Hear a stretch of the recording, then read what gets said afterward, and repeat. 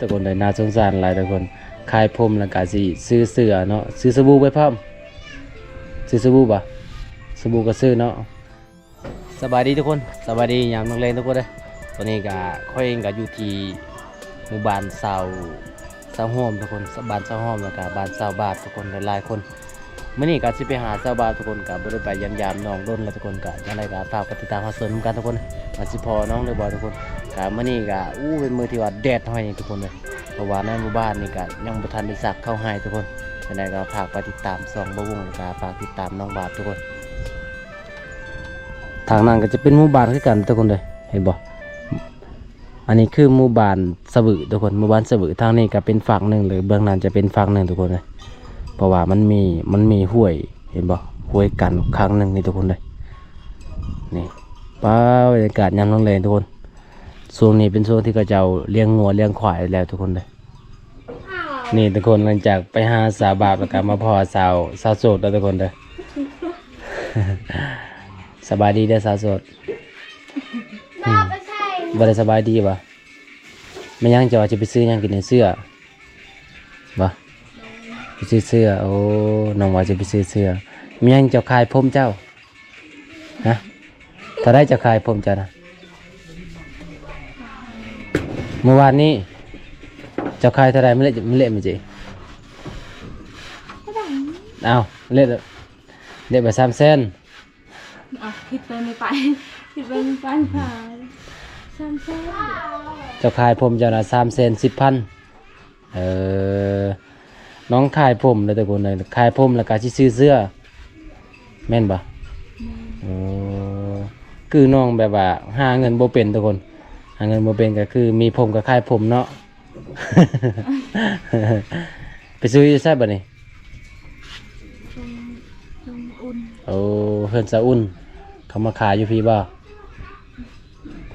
คือเวียดมาขายเนาะจะมักสีหยังอ่ะบ่ฮู้เลยอันนี้ได้เจ้าหนุ่มเนี่ยสีหยังสีเหลืองจะมักสีเหลืองเนาะ น้องขายผมเด้อทุกคนเลยน่าสงสารหลายทุกคนขายผมแล้วก็สิซื้อเสื้อเนาะซื้อสบู่ไปพร้อมซื้อสบู่ป่ะสบู่ก็ซื้อเนาะซื้อสบู่ก่อนซื้อแฟบและพี่น้องบ่มีสบู่บ่มีแฟบถ้าบ่ได้ใจดีก็ซื้อซอยน้องในทุกคนเลยซื้อให้น้องในเสื้อเจ้าน่ะจักโตซะบะสะสด50 เสื้อเจ้าน่ะ50 โตสิลำจะยอมไหมอุ้ยเด้ยาบางปูโปนอ๋อเสื้อแขนสั้นน่ะ4 โตเสื้อแขนยาวเด้ยอเตเด้บ่มีเลยเสื้อแขนยาวบ่มีแต่เสื้อแขนสั้น4 โตโอ้ทุกคนเลยผู้ใดใจดีก็ซื้อซอยให้น้องเนี่ยทุกคนเลยน้องซื้อมือ2ก็เอาบ่ยอมมือ2เฮ็ดบ่คันเข้าให้เนาะเอาเนาะทุกคนเลยน่าสงสารหลายทุกคนก็คือน้องขายผมเลยซ้ำได้ยาวผมจะตอนยังบ่ทันได้ตัดนะไม่ได้ตีทรงไหมนะซ้ำได้ซ้ำลังเนาะซ้ำนี้ทุกคนก็คือน้องตัดแล้วก็สั้นเลยเนาะ ค่าให้เวียดบ่ย้วนบ่คนเวียดแหละคนเวียดแล้วมาซื้อสาบาบอยู่เฮือนบ่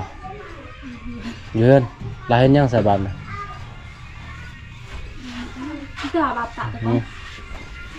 ยังปูบ่นอนบ่ปูบ่นอนเมื่อคืนนี้ผู้บ่าวมาเล่นก็เลยกวดห้องนอน น่าสงสารหลายทุกคนสาวโสดทุกคนเลยสาวโสดสาบาบน่ะมีแฟนหรือบ่น้องท่านได้มีเจ้าน่ะมีแล้วสาบาบเบาจ้ะเจ้าน่ะมีแฟนแล้วสาบาบเบาแม่นบ่ บ่มี กลางคืนน่ะมีอยู่บ่ว่ามาเล่นบ่มีเด้ปิดบังนั่นแหละทุกคนเลยสาบาบเป็นเพื่อนกับสาวโสดทุกคนเลยอันนี้เป็นสาวโสดสาบาบกับอยู่เพื่อนมากวดห้องนอนนี่ทุกคนอันนี้คือโคกแล้วทุกคนโคกที่น้องๆจะตำเข่าเด้อเห็นบ่ เ อ้าวไปแล้วพุ่นน่ะอันนี้คือเขาเด้อทุกคนเขาเจ้าสิตำนะตำแล้วก็สิเข้าห้อง4ก็บ่จักเข้าห้อง4บ่สาสดห้อง4เจ้าฮะอ๋อพี่น้องเอ้ยเสียเข้าห้อง4สาสดเท่าใดจะเอาน่ะหึเปล่านึงซ้ำนี่เท่าใดจะเอา10,000ตั้งงานไม่เชื่อ ต่อถ้วยหนึงแสดงว่าโลหนึงเปล่านึงก็สาสดก็เอาโลหนึงไปแล้วเด้ปลา วิลึกไปบนอีก เอาตอนอายุไม่เด้อทุกคนเด้อเอาอันนี้ก็คือสิตามเข่าเด้อทุกคนสิตามเข่าแล้วก็สิเข่าห้องสีเด้อทุกคน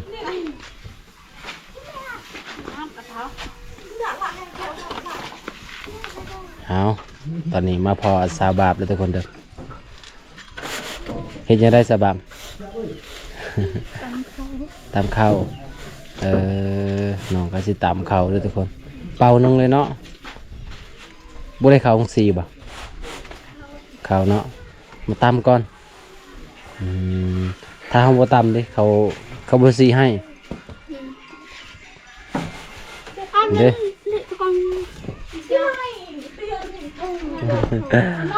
เอายกเลยจ้ะนะ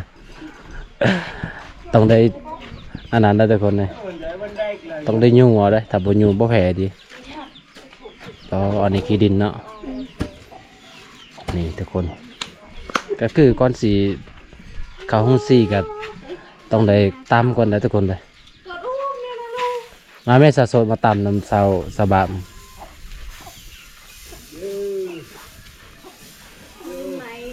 เขายังเขาให้ปะเขาให้เนาะ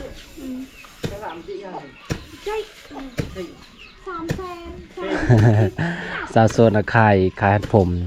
สบายจะบอกขายปะ สบายบอกขายผมสาวโซนนี่ขายออกเลยทุกคนบ่มีเสือน้องว่าบ่มีเสือผ้าแล้วก็ขายออกขายเสือออกเห็นอยู่บ่จะเห็นอยู่บ่จะตำนะตำได้อยู่บ่ นี่ทุกคนมาเบิ่งสาวโสดโอ้แสดงว่าเคยตำเนาะสาวโสดเนาะเจ้าเนาะ ตัวเราวันละนอนเยอะ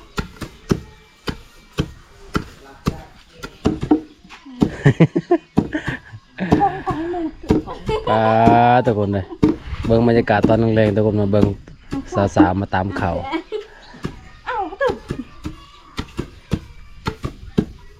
ตำให้เล็กเลยบ่สาวโสดตำมันระเบิดเลยบ่ พอบ่สำนี้นะยังบ่ตามอีกเนาะนี่ทุกคน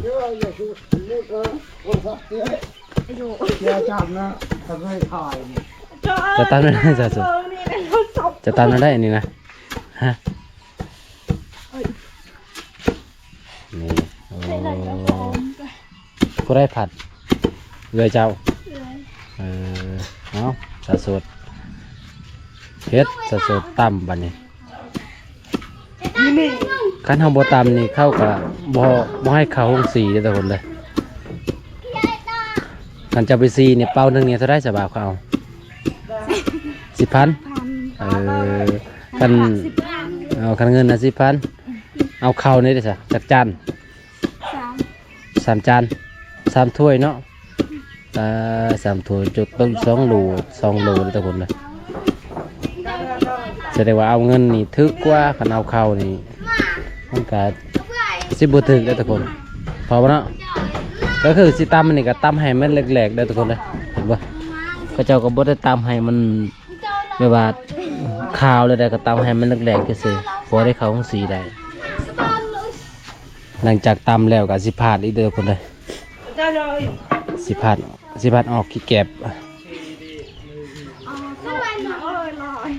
ไม่ใช่จ้ะน้ำบ่ได้พาดเลยครบแล้ว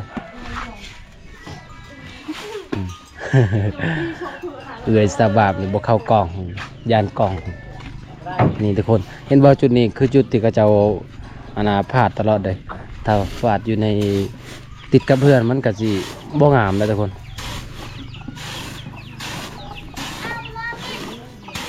นี่สบายดีเช้าละสตรี ไปอาบน้ำบ่ เช้าละทุกคนเลยเป็นลูกกำพร้าอีเมกับบุมีคนก็อยู่กับอาณาแม่เฒ่า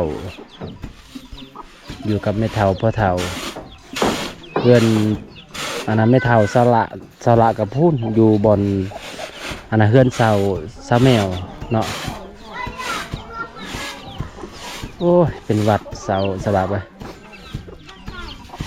เอาเรียบร้อยตอนนี้เข้าห้องสีได้ทำนี้เนาะ ทุกคนเลยถ้าบ่ได้ตำนี่ก็บ่ได้นะแต่สมัยตะกี้เด้ต้องตำแบบสีตลอดแหละตำจนได้มาเข่าพุ่นเลยทุกคนเลยมันยังจะเลือกยังอีกนะ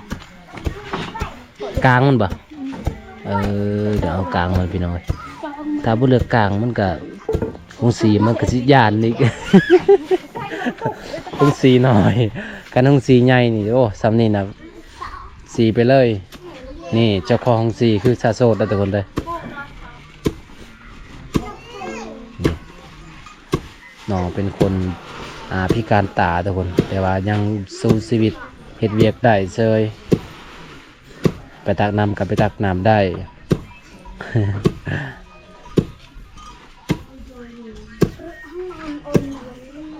trong nhỉ nó là ổn nó nhục nó ยอดอันไหนบ่ไม่เย็นยอดละตะวันตามต่อทุกคนเลยเอื้อยซาบาบกะเป็นผู้ผัดเลยซาบาบกะสิต่ำนะทุกคนเลยคันซีทุกเทื่อนี่กะต้องได้เฮ็ดต่ำแบบนี้ตลอดเนาะเป็นยังเจ้าลืมสด คิดว่าแล้ว เบิ้งเวลาเราตำนั้นเราก็ไม่ได้แนมนะ เจ้าก็เสียใจใช่เนาะตำได้ คันคอยนี่หากเห็นสาวโสดนี่บ่เชื่อได้ว่าเราตำได้เพื่อนสาวโสดก็จะบู๊ทุกคนเห็นบ่เพื่อนสาวโสดก็ติดกับเพื่อนสาวบ้านมาได้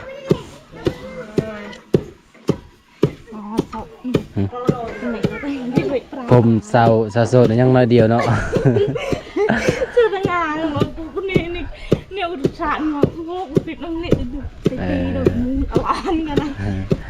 chịu chạy พอดีแล้วสำนี้เนาะสบายเนาะพอดีสำนี้เนาะ หันยากะจีนละหันยากังครัวละลือต้นเงี้ยทางละ bạn như này thử vậy chị nhà mà ngày tạt đi vậy cái hiện thị สาวโซนนี่ขายผมเนาะบ่มีเสื้อผ้าแล้วก็ขายผมแล้วก็สิซื้อเสื้อผ้าพอเนาะสำนี้เนาะนี่สำนี้ทุกคนเห็นบ่มันแรกๆหลายสำนี้ต้องได้ผัดออกอีกยังลายเติบเลยทุกคนเลย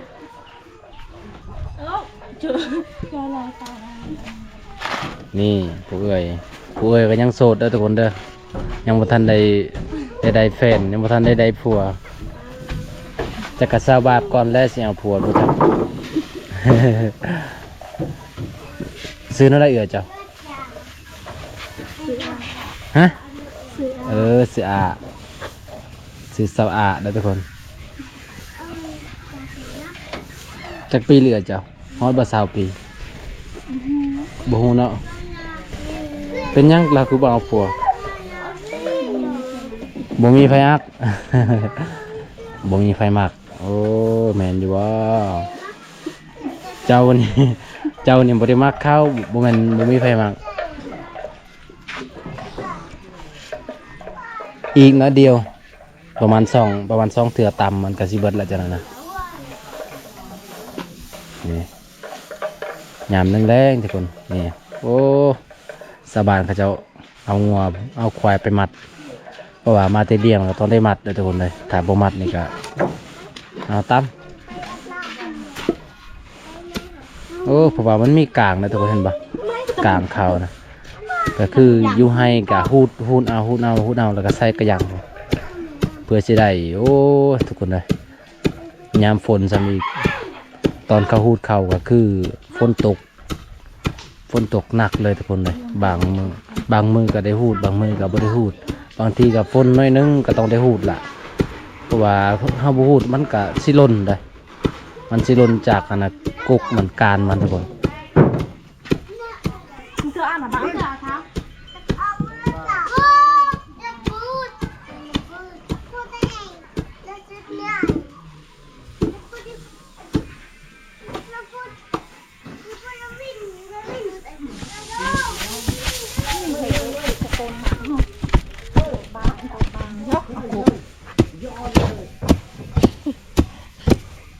แล้วก็ใ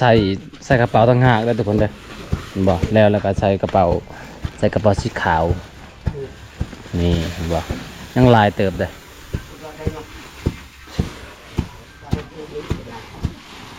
เอายังอีกหอบหนึงเนาะอีกหอบหนึงก็สิแล้วคันตำแล้วก็สิไปซีได้บ่ไปเลย Áo nó hộp lắm rồi. มื่อนี้มาเห็นสบายงามคือเก่าเลยคนได้ Này ngon. น้องก็บ่ได้แต่งโตวได้ได้แล้วบ่สำเนียง Hello. พอเนาะป้าอันนี้ก็จะเอาใส่อันนั้นทุกคนเลยเห็นบ่เอาทุกอย่างมาใส่ยันเข่ามันเหี่ยเพราะว่าต่ำหลายปีแหละทุกคนได้ประมาณอยู่ 4-5 ปีหรือว่า6 ปี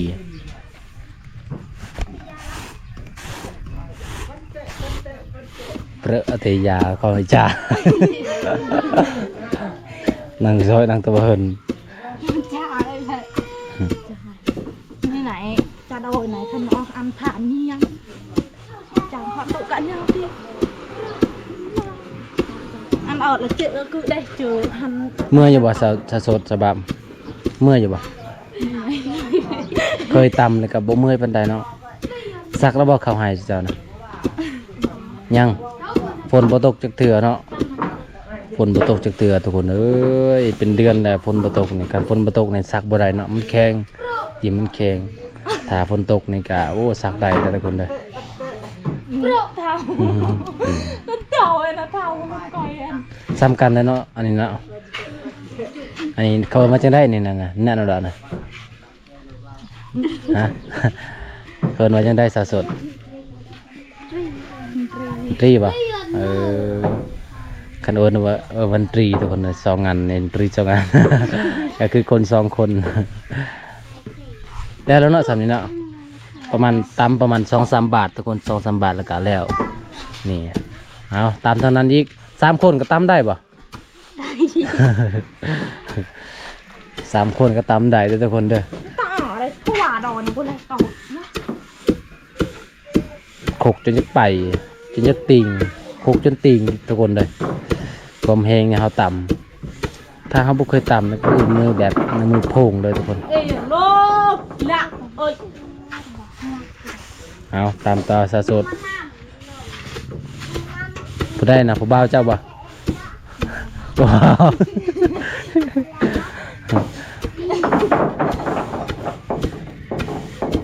คันต่ำบ่เป็นเนี่ยโอ้ยไปแล้ว เรียบร้อย เอาเก็บก็ตำตะแบ่ง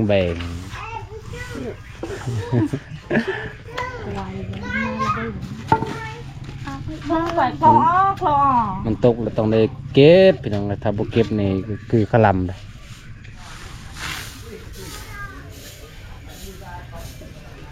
สาวอาเป็นผู้ตำเป็นผู้พัดส่วน2 คนก็เป็นผู้ตำอยู่บ้านเจ้านี่บ่มีหมักตองเนาะทางบ้านนั้นสุกแล้วได้หมักตองเลยบ้านอลองสุกแล้วหมักตองบ้านสบาบกับสะสดนี่บ่มีหมักตองเก็บเม็ดข้าวอีกทุกคนเอ้ยนี่ผู้เฮ็ดกับเซาเล่น ตำพอดีก็ต้องได้เก็บแล้ว Tán chạy thêm cái.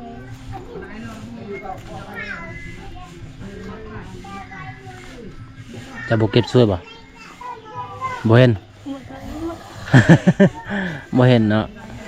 บ่เห็นกับบ่เก็บซอยมีแต่ตามซอยซื่อๆเสียดายเด้อ น้อย คันว่า ตอนนั้นน่ะตลุก อืม โต ยังลายเด้อ ตอนได้เก็บเลยทุกคนเลยน่ะสาวหายโลดบ่ได้เก็บนี่เอาเป็ดนะเอาเป็ดให้มันเก็บนะ เป็ด2 ตัว 3 ตัวให้เป็ดเก็บนี่เปิดโลดเกียงโลดจะหน่อยนะ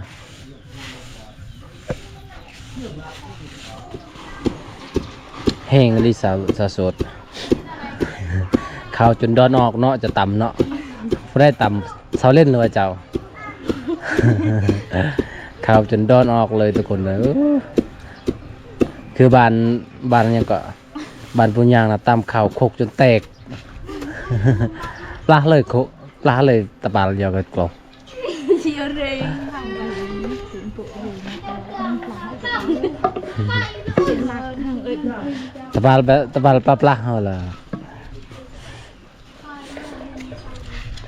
ตำไวขนาดพี่น้องเลยจังไรกะสีกลับแล้วทุกคนเลยมาเบิ้งสาวๆมาตำข้าวตอนแรง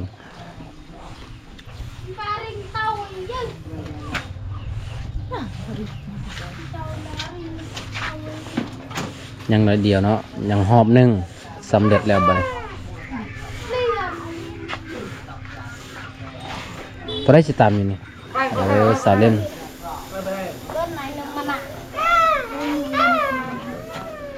กันคนหนึ่งผู้เดียวตำนี่ก็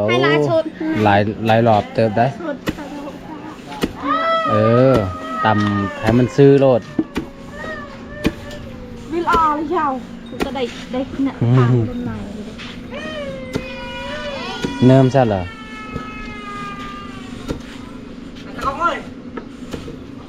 โตไปแทน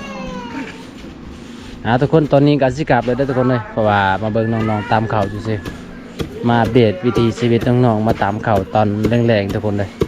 มื้อหน้ากะมาพอกันใหม่ทุกคนขอกลับคนเด้อสบายเด้อ กลับคนเด้อมื้อหน้ากะมาพอกันใหม่ฝากติดตามสบายตอนต่อไปทุกคนเลยคลิปนี้ก็จบไว้เท่านี้ก่อนตอนนี้ก็น้องก็กำลังสิตามอยู่ทุกคนเลยแต่ได้บ่โอกาสสิ